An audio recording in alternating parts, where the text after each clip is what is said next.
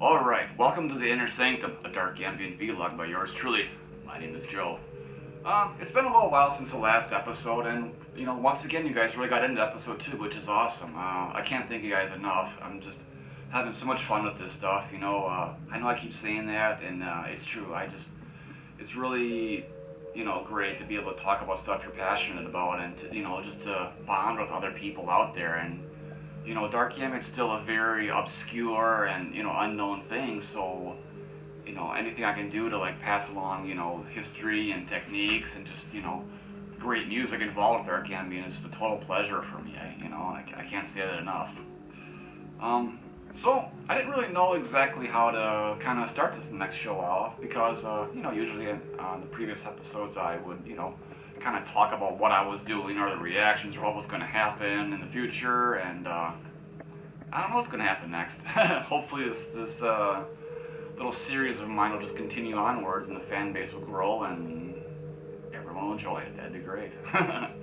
So I decided to start this one out just by talking about my latest dark ambient music haul, and what I mean by that is just the recent music that I purchased.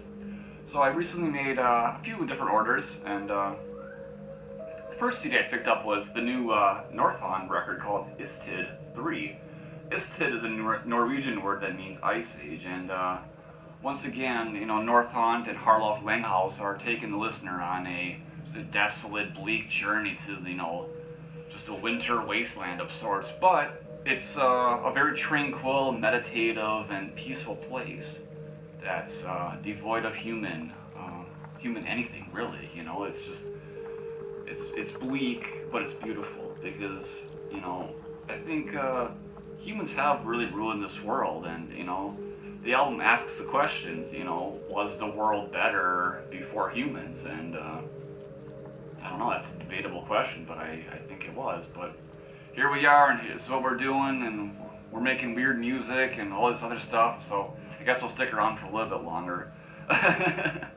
But, yeah, so this is a really just chill record. I think it's probably, well, both the Istid 1 and 2, which came before this, was super chill too, so it's pretty similar vein as that, but this one is just, I don't know, it almost sounds like, I hope that I'm not like making the project sound weird, but it almost sounds like post-dark ambient in this one. It has its sort of vibe to it, I guess, if you know what I'm saying. Very droney and just, beautiful darkness kind of happening in this one, and it's perfect. It's really awesome, and meditative. It's dark. It's relaxing. I've listened to this album many times, just before passing into sleep, and I listen to it when I'm sitting in my bed reading and stuff like that. Very relaxing, very calming. It's great, Yeah. So here's the front cover. Usually Harlif does all of the artwork and everything and the photography, but for this cover image, a man named Bjarne Ristu did the cover image, and what a brilliant photo. I mean, wow, it's like the sun going down, and you can see the mountains and all this iciness in the foreground. Wow, it's amazing.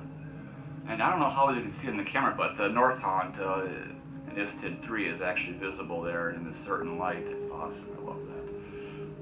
As for the rest of the photography, I'm assuming Harlef did it. I don't really know because it doesn't indicate anywhere in the album, but it's really cool little photos too. The album was released by Glacial Movements Records,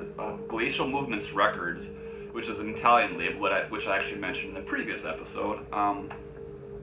This is a 6-pound digipack. It's limited to just 350 copies, so I would highly, highly recommend picking up while you can, because once it's sold out, it's probably going to be selling for a lot of money on Discogs, and we all know how people like to jack up the prices on Discogs, so I would recommend getting one while you still can. You can get it both by some mail orders. I got this one from Malignant Records mail order, which is, if you're from the USA, is probably the wise choice because they don't charge too much for shipping, and this was only, I think, $13. Alternatively, if you buy it from Glacial Movements Records, you're going to pay like 20 euros plus shipping, so you're probably going to end up paying like $25 or something like that, which, I mean, you can pay them even more if you want. I don't care, it's your choice, but I personally like getting music for a little bit cheaper price. Yeah. So there's the cover. Obviously, there's the front cover. So here's the back cover. Intermission, song titles, song links.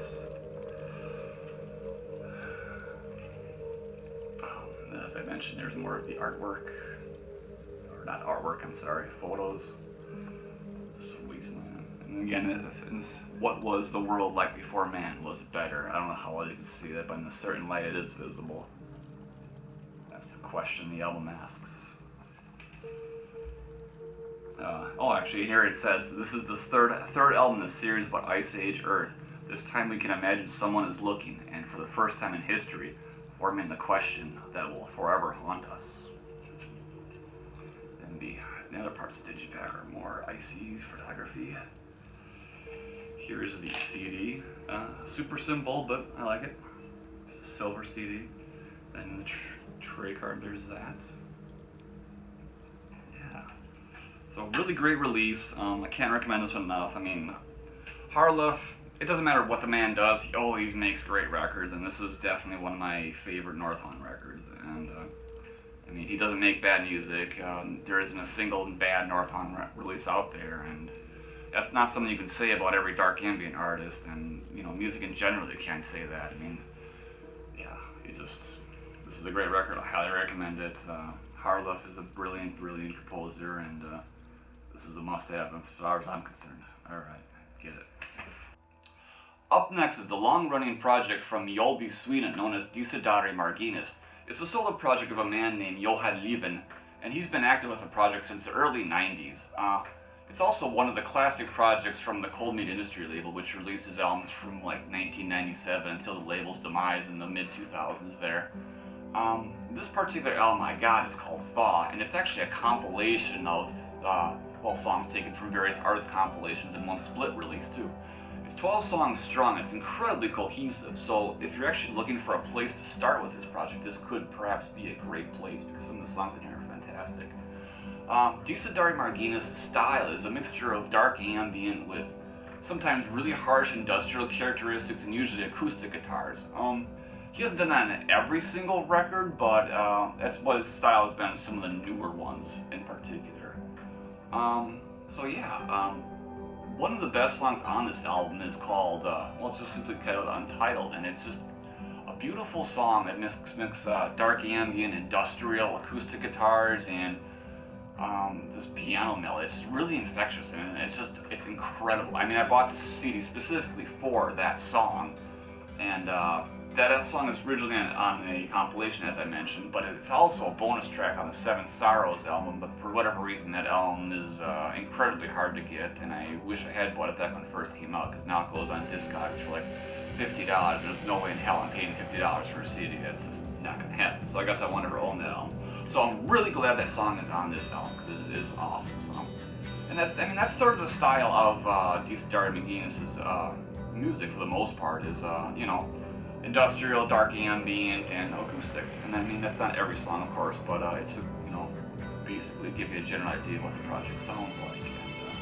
And Johan's got a very unique sound. I mean, I would say it's comparable to projects like Raison d'Itri, but his songs are generally shorter and they're more.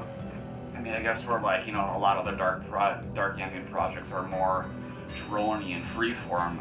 The songs of Desiderii Marginis have more of a typical, maybe not typical, but more of a,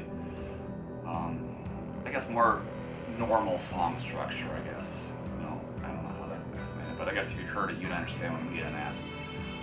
So anyway, this is a really great CD. I got this one from Malignant Records as well for, I believe, $14, and alternatively, you could probably pick it up from his Bandcamp site, but again, you're going to pay Euro prices plus Euro shipping, so it's not going to be the best option unless you are, in fact, from a European country. So here's the album cover, front cover, and then there's the back. It's a nice digipack, which is really awesome. So you can see where the songs are taken from.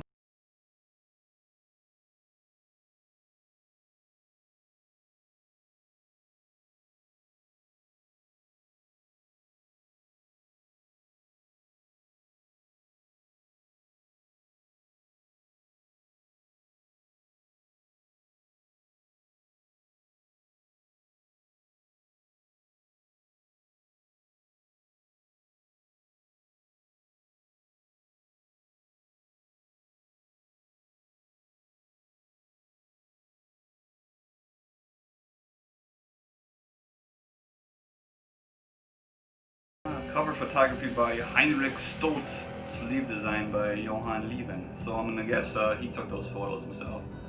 Which is awesome. Alright, so those are really great photos, and this is a really great album. I'm glad I finally got some more of his band's music in my collection, because this is a guy, much like Northaunt, he's never really had a misstep, and it's just a great project. I mean, it's not, I wouldn't say it's like the truest form of dark ambient music, but it definitely is within that genre, so I would highly recommend this CD, or any CD from this project. Desiderii Marginis. Well, we're on episode 3 of Inner Sanctum, and it's amazing to think that I haven't talked about this project yet. But here, finally, is raison d'être. Raison d'être is a French word which means reason to be, or reason for being. Although raison d'être, the project, is from Boxholm, Sweden, and it's been the personal project of Peter Anderson since 1991. All of the classic albums are released by Cold Made Industry, and Peter has, universally been recognized as an electronic music pioneer, innovator, and just overall mastermind, because, everything from raison d'être has really been brilliant. And on the side of that, he's also had something like 10 side projects where he's just kind of explored all the avenues of electronic music. So it's just amazing how much the guy's covered over the years and how much music he's produced. This particular album is a reissue from the 2003 album called Requiem for Abandoned Souls. This is the expanded edition, which comes in a really nice thick digipack, which has new artwork, as well as a bonus CD of live material from that period, which was 2003 to 2004 when this was originally released.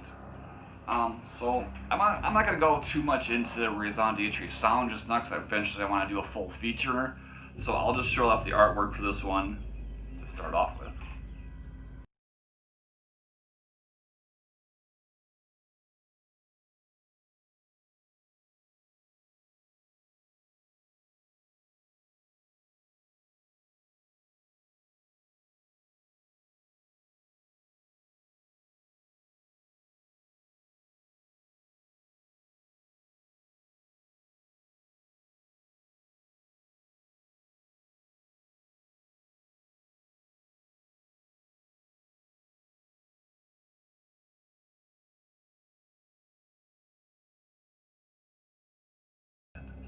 So yeah, really desolate, kind of post-apocalyptic looking artwork on it. I really like it, and yeah, this is a really great collection. This was, like I said, it was another one I got from Malignant Records, so I guess that last music haul I got from them was pretty awesome, just with a lot of great records.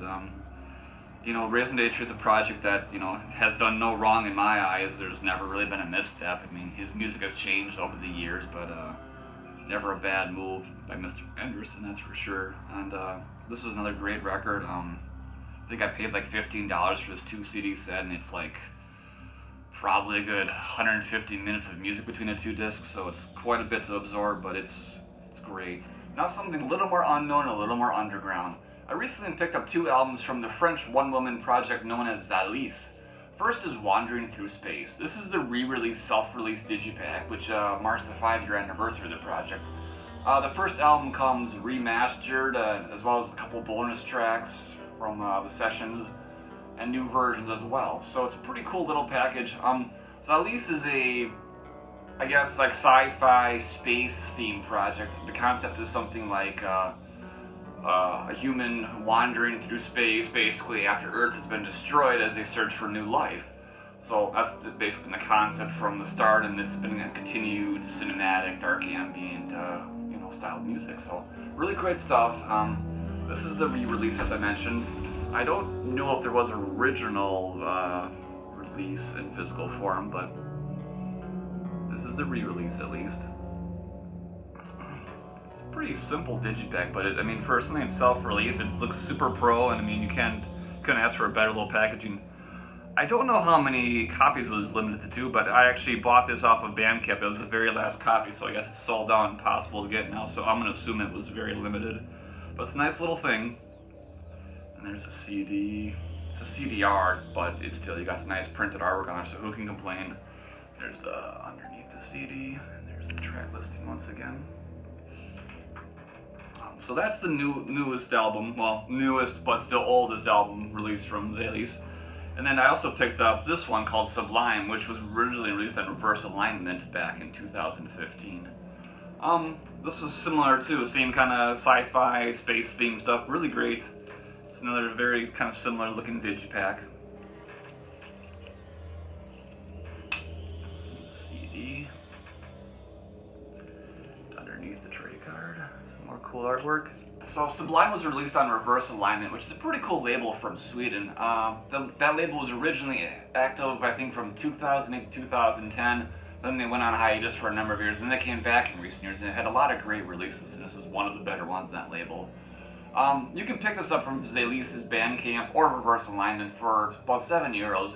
And at least from Zalys' Bandcamp, she only charged like $3 or $4 for shipping, which is pretty awesome. Wandering Through Space was pretty limited and unfortunately isn't sold out. I actually bought the very last copy from Bandcamp, and so I guess now it's not so easy to get, but who knows, maybe if there's a big enough demand, maybe she'll make more someday. If not, well, snooze you lose, I guess. So yeah, those are two really great albums, a great project worth looking out. She has several other albums that are really solid too. I've known about the project for about a year now, and some of the stuff is digital, some is physical, but it's all pretty good stuff. So if you're into the sci-fi and space themed dark ambient, you really got something fun to look forward to. Check out Zalys, great band.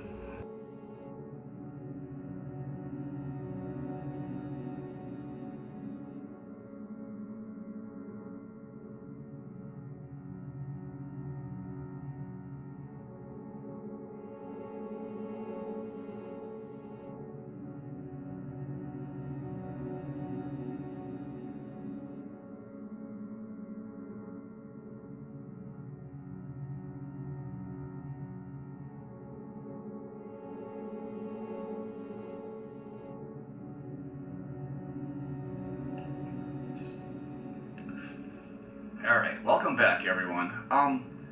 That earlier segment you watched was all recorded back in, I believe late April, early May, so quite a bit of time has passed since that second episode.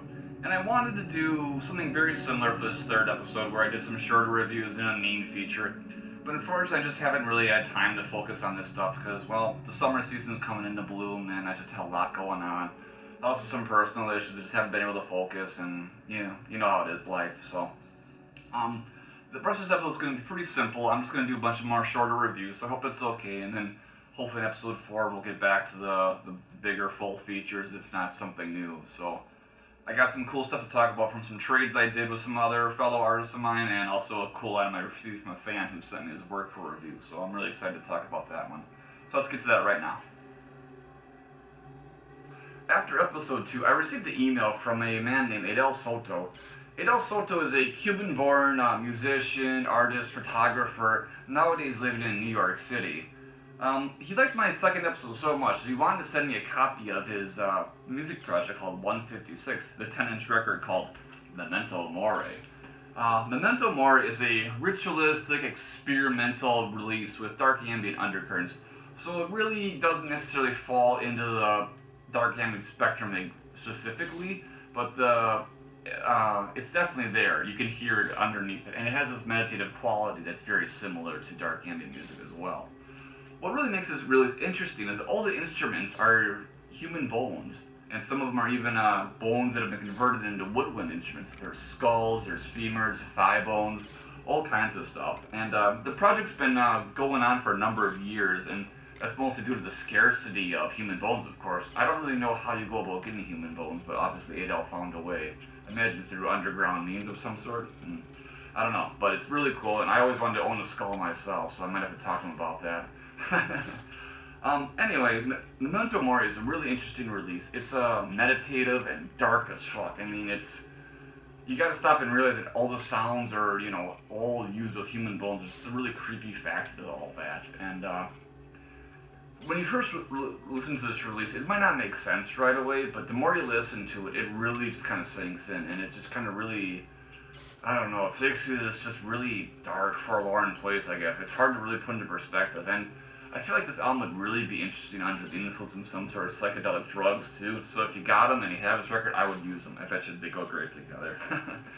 Anyway, it's released on 10-inch vinyl, and, well, there's the front cover. Memento Mori. Here's the back. And the vinyl itself is really cool because it's released on bone-colored vinyl, and I don't know if I've ever seen that color before, so it's super cool in that regard. Let's check that out. Oh, look at that. That looks good on the camera.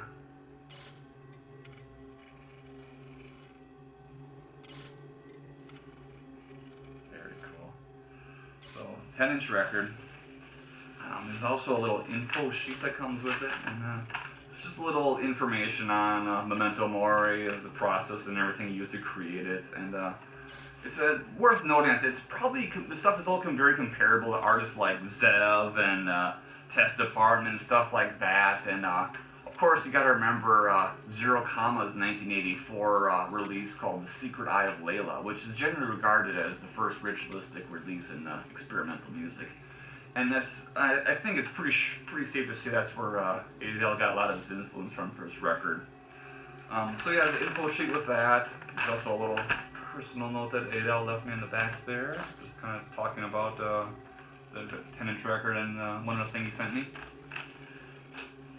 Also included is this postcard, which has some of the boned instruments that he used on here.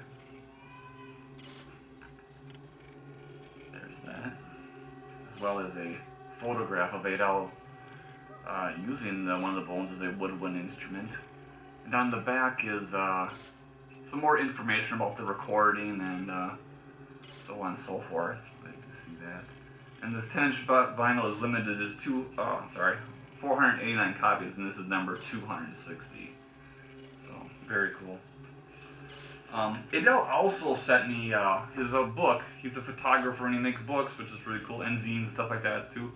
This is more related, well, totally related to like heavy metal and punk and stuff like that. It's his photography of patch vests, battle jackets, and yeah, it's pretty cool.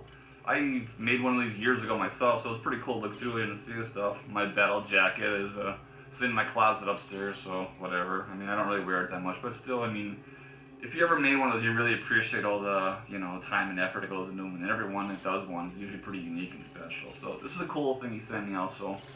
So I'll just show you a few pictures of that, what the heck.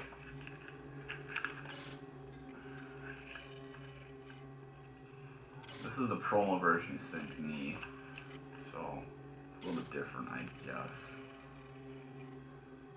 And then that's Adele's own battle jacket on the back there. A friend of his is modeling it in this particular photo. So yeah, just to recap, really interesting release here. Meditative, dark as fuck, and just ritualistic and really crazy sounding. It's gonna take a bit, a couple listens before it really sinks in, but once you just, you have that right mood, and it's really gonna click with you. And I love this record. It's just super special, and if you're into anything totally experimental and ritualistic, you're gonna love this record. So definitely check it out. That is 156's Memento Mori.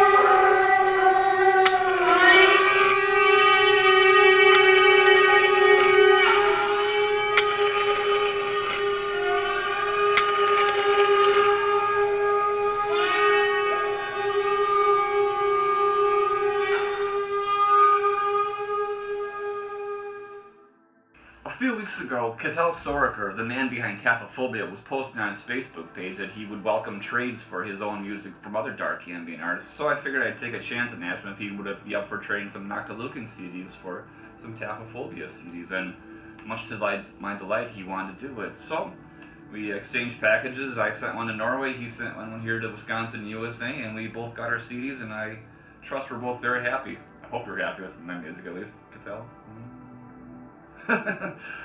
Anyway, he sent me his latest CD called Ghostwood, and this is his 7th full-length album, which is released on Cyclic Law Records, as well as his split with Cave called Monuments. Taphephobia is basically a word that means like an abnormal fear of being buried alive, and I don't know if that's like a legitimate condition Cattell suffers from, or if it's just he just thought it was a cool word or what, but that's what the project word means. And basically the music he creates with Taphephobia is all just manipulated guitar drones and stuff like that. Very kind of posty and melancholy in its structure. Very airy. It's meditative, and it really takes you to this just really forlorn place. I mean, I don't know if it's just this is the kind of music Cattell creates, or if this is like a gateway into his inner soul. But it's really melancholy, or at least to me it felt really melancholy. The whole CD, Ghost What It Is to Say, was really melancholy. And this is my first experience with it. Well, I heard a little bit on Spotify, just here and there, kind of listening to some songs. So this is my first time actually owning some Taphephobia CDs, and obviously I gave it several listens too in these past couple weeks that I've owned these, and I absolutely love this CD. It's just really beautiful music. Again, it's sort of posty, dark ambient music, and in that, I mean, it just has that sort of scene, melancholy, kind of free-flowing kind of feel to it, and it's all guitar drones, and yeah, it's really melancholy, and I don't know, I just listened to it a lot, and the first time I experienced that was actually on a small road trip, and it was a light thunderstorm going on outside, and just the rainy landscapes and this just really depressing music kind of really mixed well with it. And I don't know, I mean, I love experiencing music, you know, in ways like that, because sometimes you really, when you hear a CD under certain environmental conditions, you really remember it for that. And you know, I'm always going to remember the CD as, you know, driving around on a rainy day and hearing it for the first time. So as for Monuments, it's a split with the Netherlands-based artist called Cave, or Cav, maybe? I'm not exactly sure of the pronunciation, but it's a 2-track album, and both of the tracks are in about the 20-minute range. Taphephobia's CD is 20 minutes and 18 seconds, and Cave's song is 19 minutes and 10 seconds, so it's about 40 minutes of music. This one comes in a nice little digipack, and again, Taphephobia music is again very similar to what was going on in Ghostwood, and whereas Cave's music is a little more cavernous, just kind of more traditional, kind of deep, dark, droning, dark ambient music, but very well composed stuff. So anyway, here's the Taphephobia CD. Cover.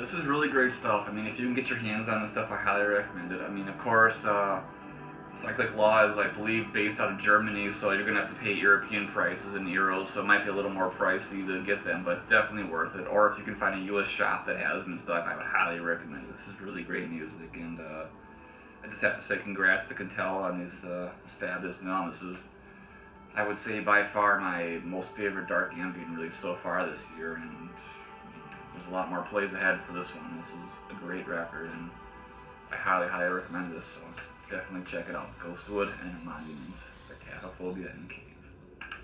Lately I've been listening to a lot of ritualistic dark ambient music, and this led me to a new project called Umu Tiamat. Umu Tiamat is a project between Michael Ford, Azanath Mason, and Edgar Kerval. Michael Ford, you may know from the black metal band Black Funeral, as well as, well, he's been in like at least 10 different bands in the past 30 years, maybe more than that. But he's explored black metal several times, industrial, dark ambient, ritualistic music. And he's a well-known author on occultism and Luciferianism in general, and I have read some of his books, and it's pretty interesting stuff. As an F Mason, I'm not too familiar with. In fact, I just became aware of her existence when I bought this record. But she is a occultist, author, and artist from, I think, the USA. So I'll definitely spend some time looking her up later, see what she's doing. And finally, the third member of this project is Edgar Curveball. He's an occultist from Colombia, and he has a music project called Emiya, which I'm unfortunately not really that familiar with, but it's definitely something I'm going to have to look into further.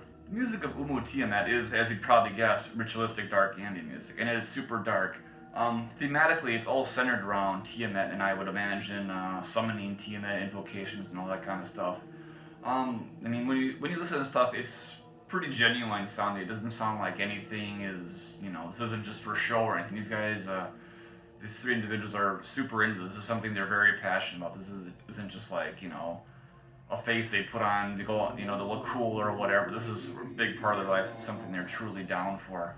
And I mean, I've never really researched much on Tiamat before, but occultism in general is something I've sort of had off and on interest throughout most of my adult life.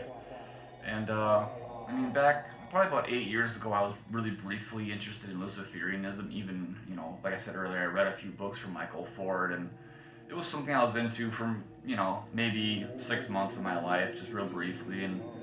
But ultimately, I just decided it wasn't really for me. No special reason. I didn't think it was stupid or anything. I just didn't think it was something I could really commit to, I guess you could say. And I didn't want to be, a fake or whatever. I just wasn't for me, I guess. Simple as that. But anyway, it's something that's always interested me. Religion in general interests me because I was raised Catholic, and even at a young age, I didn't like Catholicism, and as I became an adult, I became very anti-Christian in particular, but I think there's just because of the way I was raised, there's like that deep, lingering for something more, some meaning to life, I guess, and some sort of, I don't know necessarily a worship of a god, but just, more knowledge of the unknown, I guess, I think that lingers deep inside me. So Umu Tiamat, I mean, this is super dark stuff. I mean, it's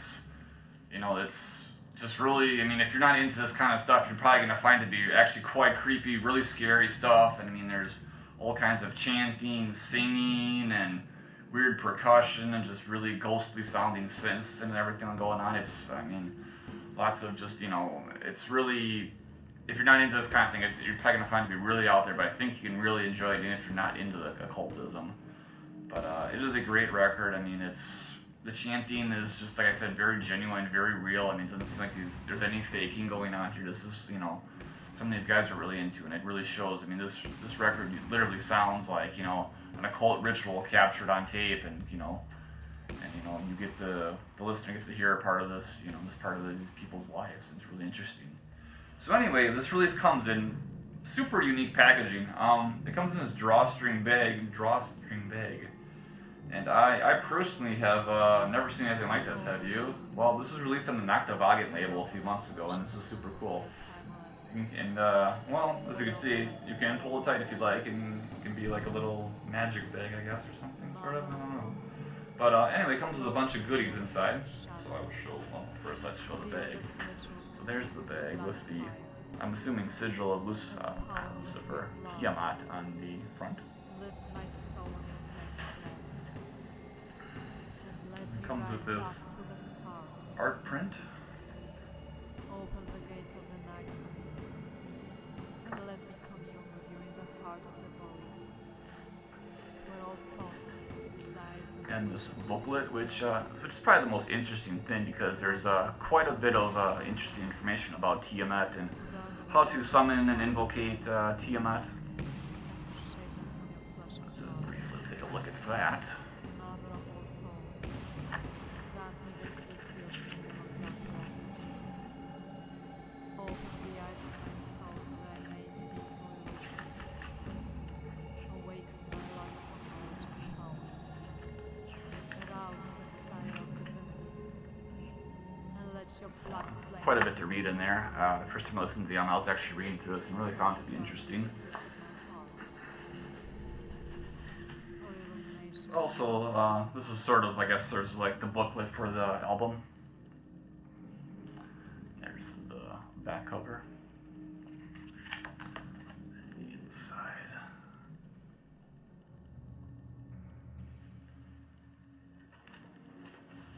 And finally, the CD itself comes in a black paper sleeve. And once again. Anyway, I'm a real big fan of special packaging, and you know, the combination of being into ritualistic dark ambient music recently and this packaging was what drove me to this record. And I mean, it was, I believe, only $11 to buy, so it's totally worth it. The Noctavagin label releases a lot of cool stuff. I mean, a lot of it's really ritualistic in nature, so I mean, if you're into that kind of thing, this is definitely a label to look up right now because they're releasing a lot of cool stuff. Yeah, all I can say is, I mean, if you're into ritualistic dark ambient, this is one of the better releases I've heard in recent months, and really just in general, it's really fantastic. And I mean, plus, you know, just getting into this kind of stuff, you know, it can open up a lot of pathways for you and just to, you know, gain more knowledge of the occult and stuff like that, and it's really cool. And, yeah, so definitely look it up, Umu Tiamat. Alright, that's going to do it for this episode of the Inner Sanctum, and I have to thank you guys, as always, for joining me here and, you know, nerding on about dark ambient music for a little while. Sorry I didn't do a bigger feature on this particular artist, but hopefully we'll get back to that during episode 4. If not, well, hopefully you don't mind these shorter reviews too. Before I go, I just wanted to say that I also do a playlist on Spotify called The Inner Sanctum. It's something I've been just slowly working on over the past couple years that I've been using Spotify. Currently the playlist has something like 150 songs and it runs for like 19 hours. So obviously you're not going to be listening to that all at once, but you know, usually how I do is I just hit the shuffle button and see what comes up.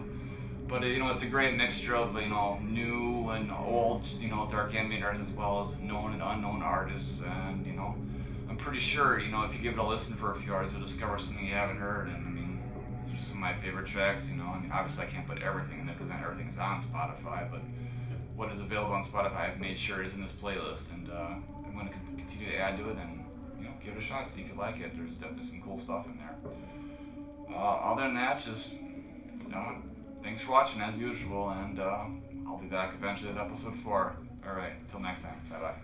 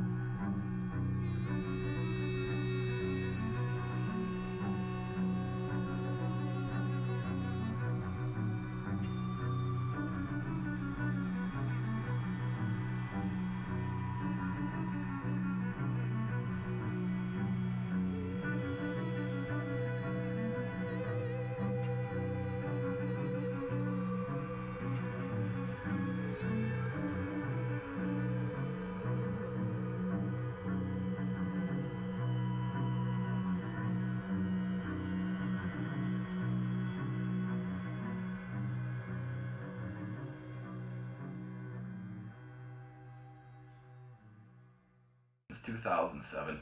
You may,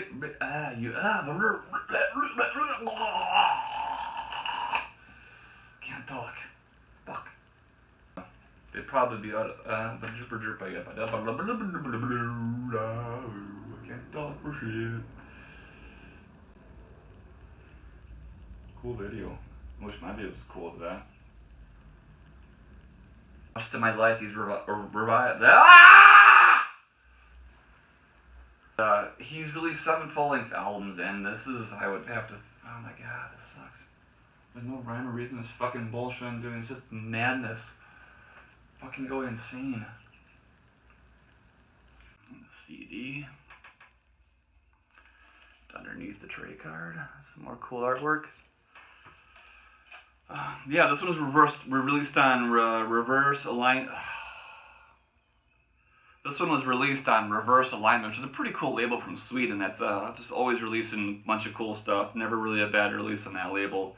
And yeah, this is a cool album. I think this was $5, and I think this one was like $7. Unfortunately, both sold out, so I don't know what to say. Damn it. Alright guys, we're back, and we're going to talk about a video. Okay, that's really bad. Alright, so previously mentioned, a fan saw my video, it was episode 2, and liked it so much that he wanted to send me his work for review. And then, oh my god, it's bad. There. And finally is 156's Memento Mori.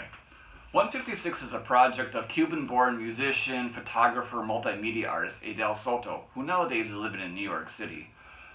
Adel saw my previous vlogs and liked them so much that he sent me his 10-inch record from his project for me to review. So that's just what I'm going to do. 156 is an experimental, industrial, ritualistic project with dark ambient undercurrents. It's probably the best way I could put it. It definitely leans more to the experimental and ritualistic side of things than dark ambient music, but it definitely is within the dark ambient subgenre.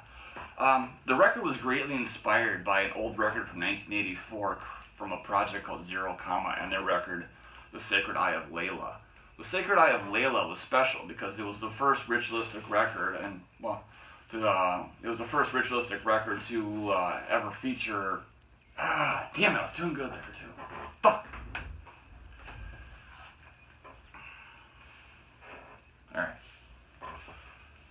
And last, 156 is Memento Mori. 156 is a project of Adel Soto, a Cuban-born musician, photographer, and multimedia artist who nowadays lives in New York City. Adel saw some of my previous vlogs and liked it so much that he wanted to send me his 10-inch record from 156 for review. 156 could probably best be described as a ritualistic, experimental, dark ambient project that leans more towards the experimental and ritualistic side of things than dark ambient, but it's definitely within the same subgenres of dark ambient. What's really interesting about this record is that it's everything is played, all the instruments are human bones, human femurs, skulls, and various other bones, and usually it's performed in sort of a percussion, why can't I fucking do this?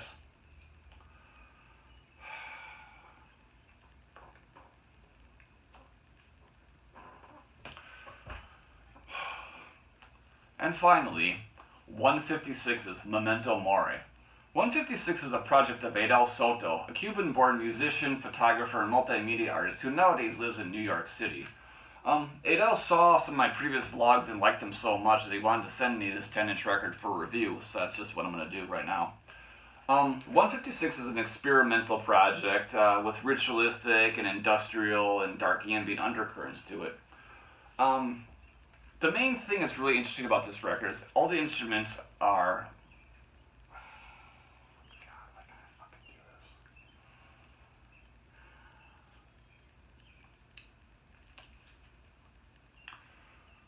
156 is a... And finally, 156 is Memento Mori. 156 is an experimental, industrial, ritualistic, dark ambient project from Adel Soto, a Cuban-born musician, photographer, and multimedia artist who nowadays lives in New York City. Adel's been involved in the music scene since the late 80s, playing in various hardcore bands and other experimental projects, until more recent years when he formed 156. I'm not sure what the relevance of the 156 name is, but it's interesting that he chose it. Fuck!